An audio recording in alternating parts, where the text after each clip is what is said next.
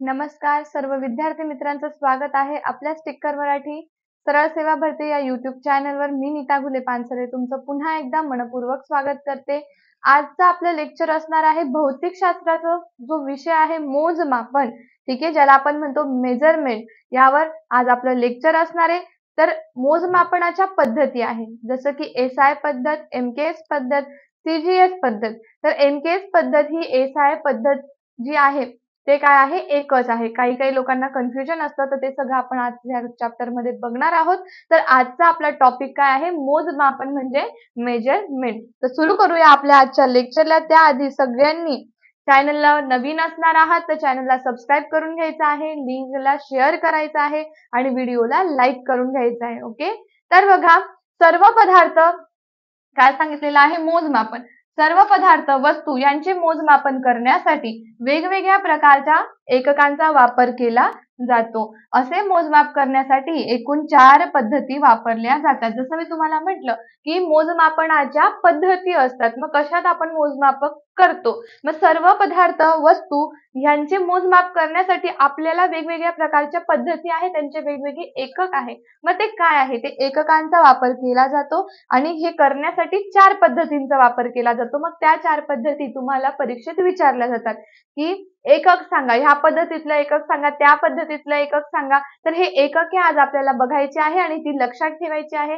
आणि एककांवर जो प्रश्न आहे तो SSC GD मध्ये, पोलीस भरतीमध्ये विचारला जातो। ओके, तर बघा आता सगळ्यात पहिली पद्धत आहे CGS पद्धत। सगळ्यात पहिली पद्धत आहे CGS पद्धत। तर CGS म्हणजे काय दिलंय बघा, सेंटीमीटर ग्रॅम सेकंद।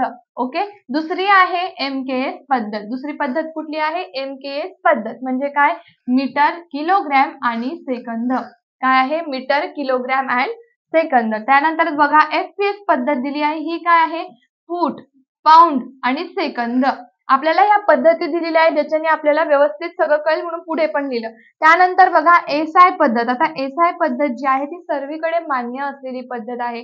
SI पद्धतीत काही मूलभूत राशी येतात, मूलभूत एकके येतात, ते आपण बघणारच आहोत। मग SI पद्धत म्हणजे काय, इंटरनॅशनल सिस्टीम ऑफ युनिट। जसं मी तुम्हाला म्हटलं की SI पद्धत सगळीकडे मान्य आहे, सगळीकडे स्वीकृत आहे। ठीक आहे, SI पद्धतीत जास्त प्रश्न विचारले जातात, त्यामुळे SI पद्धतीचा अभ्यास करायचा आहे। ओके, चला बघा आता मूलभूत एकक म्हणजे काय, मूलभूत एकक काय आहे हे बघूया आता आपण। बघा ज्या भौतिक राशींचे एकक, आता भौतिक राशी, आता इथे तुम्हाला बघा काय सांगितलेलं आहे, राशी सांगितली। आता हे काय आहे विद्युत धारा, ठीक आहे, विद्युत धारा आहे, विद्युत धारा। आता विद्युत धारेचं मोजायचं आहे आपल्याला की किती विद्युत धारा चालली। मग विद्युत धारा काय झाली, एक राशी झाली। काय झाली, ती एक राशी झाली। कोणती राशी झाली, भौतिक राशी। ठीक आहे, मग ज्या भौतिक राशीचे एकक दुसऱ्या राशीवर, मग आता इथे विद्युत धारा आहे ना, मग दुसरी एखादी रास आपण कुठली पण घेतली, ठीक आहे, आपण वजन घेतलं, कुठली पण घेतली, तर मग दुसऱ्या राशीवर अवलंबून असं तर नाही, अशा राशींना आपण मूलभूत राशी म्हणतो, मूलभूत एकके म्हणतो। काय सांगितलं मी, लक्षात आलं तुम्हाला, ज्या भौतिक राशींचे एकक, हे एकक दिलेले आहे बघा अँपियर। हे काय झालं, विद्युत धारेचं मूलभूत एकक काय आहे अँपियर। मग ज्या भौतिक राशींचे जे एकक आहे ते कुठल्याच दुसऱ्या राशीवर अवलंबून राहत नाही, त्यांना आपण काय म्हणतो, मूलभूत एकके म्हणतो। ठीक आहे, क्लिअर आहे। मग बघा मूलभूत राशी आणि एकके व चिन्हे। आता आपण ह्या आजच्या व्हिडिओमध्ये काही मूलभूत राशी बघणार आहोत, एकके आणि त्याची चिन्ह बघणार आहोत। ठीक आहे, मग मूलभूत राशी जशी विद्युत धारा, तसं त्याचं मूलभूत एकक काय आहे अँपियर। प्रश्न विचारले जातात, लक्षात ठेवायचं, नोट डाऊन करा। आणि चिन्ह काय आहे त्याचं ए। ओके, नंतर बघा मूलभूत राशी वजन, ठीक आहे, म्हणजे मास। आता बघा याचं मूलभूत एकक वेगळं आहे, काय आहे किलोग्रॅम। जे विद्युत धारेचं एकक आहे तेच वजनाचं एकक आहे का, नाही। मग आपण काय शिकलो की मूलभूत एकके काय आहे की ज्या भौतिक राशींचे जे एकक आहे ते दुसऱ्या कुठल्याच राशीच्या एककावर अवलंबून नसतात, त्याला आपण काय म्हणतो, मूलभूत राशी, मूलभूत एकके म्हणतो। ठीक आहे, मग आता मूलभूत राशी आहे वजन म्हणजे मास आणि मूलभूत एकक आहे किलोग्रॅम। ठीक आहे, याचं चिन्ह आहे KG। ओके, त्यानंतर बघा मूलभूत राशी आहे काळ। ओके, मूलभूत एकक आहे सेकंद आणि चिन्ह आहे त्याचं S। इथे जसं दिलं आहे मूलभूत राशी आहे लांबी, ठीक आहे, त्याचं मूलभूत एकक आहे मीटर आणि चिन्ह काय त्याचं एम आहे. अशा पद्धतीच्या आपल्याला या व्हिडिओमध्ये सगळ्या मूलभूत राशी आणि त्याचे एकके बघायचे आहेत. परीक्षेला कोणते विचारले जातात ते पण मी तुम्हाला सांगणार आहे. आता बघा पुढचं मूलभूत राशी आहे तापमान. ठीक आहे. काय आहे? मूलभूत राशी आहे तापमान आणि मूलभूत एकक काय आहे त्याचं? केल्विन. काय एकक आहे? मूलभूत राशी आहे तापमान म्हणजे काय? टेम्परेचर आणि हे परीक्षेला विचारलं जातं. ठीक आहे. याच्यावर अभ्यास करून ठेवा. तापमानाचं एकक काय विचारलं जातं? काय मूलभूत एकक? केल्विन आहे. ओके. आणि त्याचं चिन्ह आहे के. त्याच पद्धतीने मूलभूत राशी आहे तेजस्वी तीव्रता आणि त्याचं मूलभूत एकक आहे कॅन्डेला. ठीक आहे. हे पण विचारलं जातं. चिन्ह आहे सी आणि डी. आता बघा रिश्टर स्केल म्हणजे काय? आता हे काय आहे? याच्यावर पण प्रश्न विचारले जातात आणि आपल्याला अचानक असा प्रश्न दिसल्यामुळे आपण गोंधळतो. बट हे खूप सोपं आहे बघा. रिश्टर स्केल म्हणजे काय? भूकंपाची तीव्रता मोजण्याचं एक एकक आहे आणि त्याचा शोध जो आहे तो 1935 मध्ये चार्ल्स रिश्टर यांनी लावला म्हणून यांच्याच नावावरून भूकंपाची तीव्रता मोजण्याचं एकक कोणतं? तर काय सांगितलं त्यांनी? Richter scale.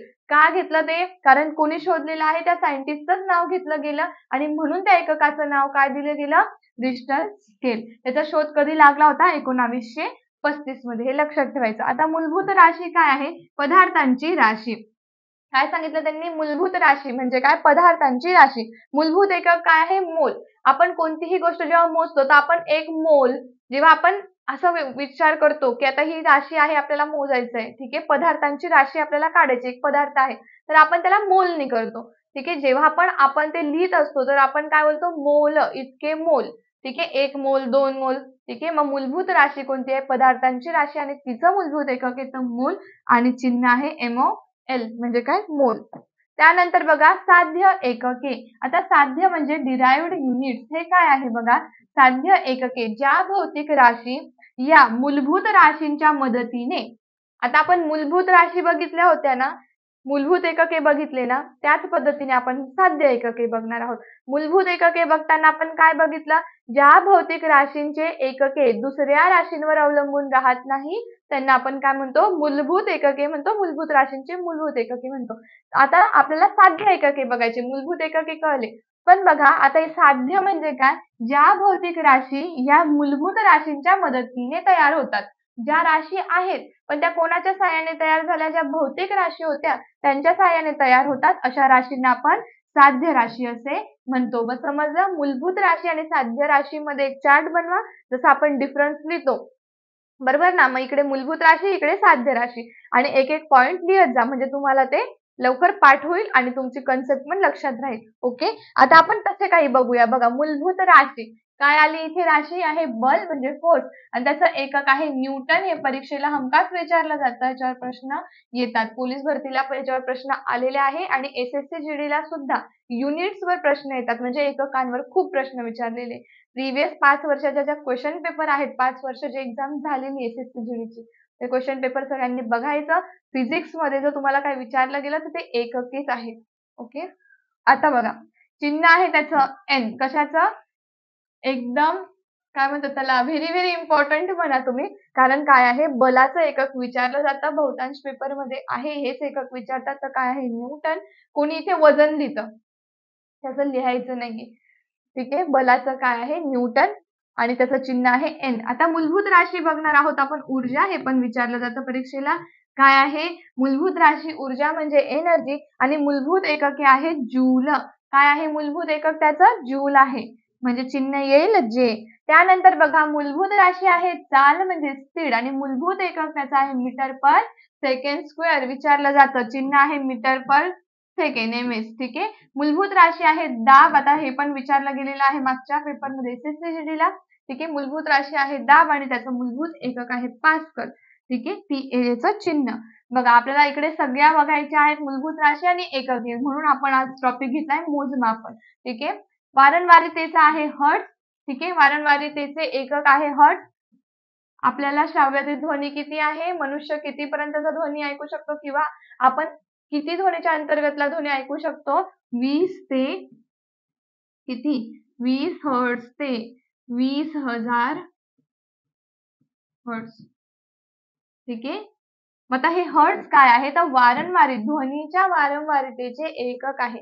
मनुष्याचा नॉर्मल ऐकण्याची जी रेंज आहे ध्वनीची ती आहे 45 डेसिबल. कोणाच्या मते? WHO च्या मते. WHO कोण आहे? वर्ल्ड हेल्थ ऑर्गनायझेशन आहे, जागतिक आरोग्य संघटना आहे, ज्यांनी सांगितलेलं आहे मनुष्यांनी 45 डेसिबल पर्यंतचा ध्वनी ऐकणं त्याच्या आरोग्यासाठी उत्तम आहे. ओके, समजलं मग? वारंवारतेचं एकक कोण आहे? हर्ट्झ आहे. ठीक आहे. आता मूलभूत राशी आहे संवेग, ज्याचं आहे किलोग्रॅम पर सेकंद. चिन्ह बघा, किलोग्रॅम पर सेकंद. ओके. त्यानंतर मूलभूत राशी शक्ती विचारलं जातं. मूलभूत एकक आहे वॅट, चिन्ह आहे W. तसंच मूलभूत राशी आहे विभव, याचं मूलभूत एकक आहे व्होल्ट, चिन्ह आहे V. दाबाचं तुम्हाला विचारलं जाईल, शक्तीचं विचारलं जाईल रोध. आता बघा, मूलभूत राशी आहे रोध, हे पण विचारलं जातं फिजिक्स मध्ये. त्याचं एकक आहे ओहम, चिन्ह पण तुम्हाला दिलेलं आहे ओहमचं. ओके. देन बघा, मूलभूत राशी आहे प्रभार, त्याचं मूलभूत एकक आहे कुलोम. ओके, चिन्ह आहे C. बघा, आता आपण सगळ्यात इम्पॉर्टंट गोष्ट बघणार आहोत, जी विचारली जाते. मूलभूत राशी आणि मूलभूत एकके सगळ्यांनी लक्षात ठेवायची आहे. आता बघा, सदिश राशी म्हणजे काय? जी भौतिक राशी पूर्ण होण्यासाठी दिशा व परिमाणाची आवश्यकता असते, त्या राशीला सदिश राशी असे म्हणतात. उदाहरणार्थ त्वरण, वेग, विस्थापन, संवेग, बल इत्यादी. काय सांगितलंय? सदिश म्हणजे दिशा असलेली. तुम्ही कुठेतरी चालले आहात, तुम्ही आता ग्राउंडवर जातात, ठीक आहे, पोलीस भरतीची तयारी करतात. मग जेव्हा तुम्ही पळतात तेव्हा तुम्हाला दिशा असते. म्हणजे तुमचं चालणं, तुमचं धावणं हे काय आहे? सदिश कार्य आहे, जे तुम्ही करता आहात, ज्याला एक प्रकारची दिशा आहे. पण इथं काय सांगितलेलं आहे? सदिशचं काय सांगितलंय? की जी भौतिक राशी पूर्ण होण्यासाठी दिशा आणि परिमाणाची, परिमाण म्हणजे काय? मोजमाप, एक प्रकारचं मेजरमेंट. ठीक आहे. तुम्हाला इतकं जायचंय, तुमच्याकडे ठरलेलं आहे 5 मीटर धावायचंय, 2 मीटर धावायचंय आणि त्याला डायरेक्शन पण आहे. 5 मीटर म्हणजे कुठूनही धावत तसं नाही. एकाच डायरेक्शनने तुम्हाला 5 मीटर धावायचंय. एक डायरेक्शन म्हणजे दिशा पण आहे आणि 5च मीटर जायचंय म्हणजे परिमाण सुद्धा आहे. समजलं? ठीक आहे. मग परिमाणाची आवश्यकता असते, त्या राशीला सदिश राशी असे म्हणतात. उदाहरणार्थ त्वरण, आपला वेग, विस्थापन, संवेग, बल इत्यादी सगळ्या कोणत्या राशी आहे? सदिश राशी. प्रश्न विचारला जातो, यापैकी सदिश राशी कोणत्या आणि अदिश राशी कोणत्या? मग त्यासाठी तुम्हाला सदिश आणि अदिशची कन्सेप्ट माहिती पाहिजे. ठीक आहे. आता बघा, अदिश राशी काय आहे?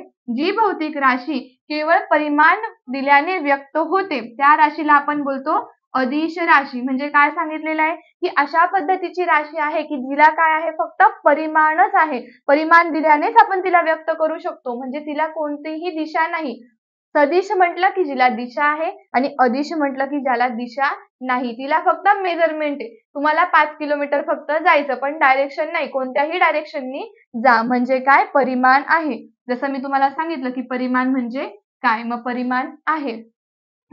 उदाहरणार्थ बघा, ऊर्जा, लांबी, तापमान, घनता, चाल, आकारमान, काळ, वस्तुमान, शक्ती इत्यादी सगळ्या काय आहे? अदिश राशी आहे. जसं बघा, शक्ती तुम्हाला सांगितलं शक्तीचं, तर तिला शक्ती किती तुम्ही देऊ शकता ते ठीक आहे, शक्ती आपल्यावर डिपेंड आहे. पण त्याला एक डायरेक्शन आहे का? नाही. असते का डायरेक्शन? नसते. म्हणजे ती काय झाली? एक प्रकारची कोणती राशी झाली? अदिश राशी झाली. कोणती राशी आहे? अदिश राशी. म्हणजे सदिश आणि अदिश मधला फरक समजला तर तुम्हाला लगेच हे एक्झाम्पल पण तिथे देता येतील. ठीक आहे. जसं पुढे बघा, भौतिक राशींचे काय आहे? परिणामे. हा चार्ट जो आहे तो येतो परीक्षेला बघा. एकके, मूलभूत एकके जे आहे ते विचारले जातात. भौतिक राशी. ठीक आहे. आता हे जे चार्ट मध्ये दिलेले आहे हे तुम्हाला युनिट्स विचारले गेलेत. भौतिक राशीचे परिमाणे कोणती आहे बघा. कार्याचं काय आहे? MKS. आता बघा, SI पद्धत जी आहे ती MKS पद्धतीचीच काय आहे?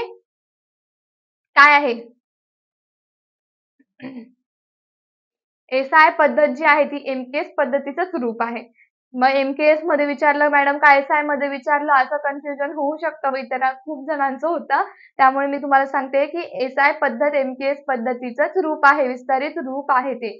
ठीक आहे. आणि SI पद्धत काय आहे? युनिव्हर्सल एक्सेप्टर आहे. सगळीकडे तिला एक्सेप्ट केलं गेलेलं आहे. ओके. मग कार्याचं काय आहे? SI एकक आहे जूल. CGS चा आहे अर्ग. आणि कशी राशी आहे ती? अदिश राशी आहे. ओके. भौतिक राशी. बलाचं काय आहे? न्यूटन. त्यानंतर काय आहे? CGS मध्ये आहे डाईन. कोणतं आहे? बल काय आहे? मी तुम्हाला सांगितलं होतं. सदिश आहे का अदिश आहे? बलाला दिशा आहे ना? मग ते काय झालं, सदिश आहे. कार्याला आहे का दिशा? नाही, म्हणून ते काय आहे, अदिश आहे. वस्तुमान, बघा वस्तूचे वस्तुमान कधी बदलत नसते, बदलते त्याचे वजन. वजन डिपेंड असते की आपण कुठे आहोत, आपल्या आजूबाजूचं गुरुत्वीय क्षेत्र कसं आहे, तिथे गुरुत्वाकर्षण जो फोर्स आहे, ग्रॅव्हिटेशनल जो फोर्स आहे तो किती आहे, त्यावर डिपेंड असतं वजन. ओके, मग काय सांगितलं, वस्तुमानाचं काय आहे, याचा एकक किलोग्रॅम आहे. ठीक आहे, आणि वस्तुमान अदिश आहे, त्याला कोणतीही दिशा नाहीये, म्हणून काय येणार आहे आन्सर आपला, आन्सर म्हणजे सदिश अदिश जर विचारलं गेलं तर वस्तुमान काय असणार आहे, अदिश. ठीक आहे, सीजीएस मध्ये आहे ग्रॅम. ओके, ऊर्जेचं, आता ऊर्जेचं बघा काय आहे एकक, एमकेएस आणि एसआय पद्धतीमध्ये ऊर्जेचं एकक आहे जूल आणि सीजीएस मध्ये आहे अर्ग. ठीक आहे, या गोष्टी छोट्या आहेत पण लक्षात ठेवण्यासारख्या आहे. आता सदिश की अदिश आहे तर ते आहे अदिश. ओके, त्यानंतर आहे शक्ती. शक्तीचं काय येणार आहे, एसआय मध्ये हे तुम्हाला करून दिलेलं आहे एकके. भौतिक राशी सांगितलेले आहे, भौतिक राशीचे एसआय एकक कोणते आहे आणि सीजीएस एकक कोणते आहे, तिकडे आपण सगळं शिकण्यासाठी ते बघत होतो, बट इथे आपण चार्ट मध्ये घेतलं म्हणजे तुम्हाला पण सोपं जाईल. अशाच पद्धतीने चार्ट तुम्ही बनवायचा आहे की जो तुम्हाला डोळ्यासमोर लगेच येईल एक्झामच्या वेळेस. शक्तीचा आहे वॅट, कशामध्ये, एसआय मध्ये. त्यानंतर सीजीएस मध्ये पण विचारलं जातं की सीजीएस पद्धतीत शक्तीचं एकक काय, काय आहे मग अर्ग, आणि ती कशी आहे, अदिश. समजलं? तर हे होते काही पद्धतीचे मोजमापन. तुम्हाला परीक्षेमध्ये मोजमापन विचारलं जातं, युनिट्स म्हणजे एकके विचारले जातात. भौतिकशास्त्रातला जर प्रश्न असेल तर तुम्हाला न्यूटन, बघा बलाचं विचारलं जातं, वस्तुमान, ऊर्जा आणि शक्ती, हे सगळे प्रिव्हियस मध्ये येऊन गेलेले आहेत. ठीक आहे, कार्याचं पण खूप वेळेस विचारलं गेलेलं आहे. त्यामुळे हा जो चार्ट आहे तो सगळ्यांनी नोट डाऊन करून घ्यायचा आहे. व्हिडिओ आवडला असेल तर व्हिडिओला लाईक करायचा आहे, सेशनला लाईक करा, सेशनच्या या लिंकला सगळ्या फ्रेंडकडे शेअर करा. चॅनलवर जर तुम्ही नवीन असाल तर टिक्कर मराठी चॅनलला सबस्क्राईब करायचं आहे. जय हिंद.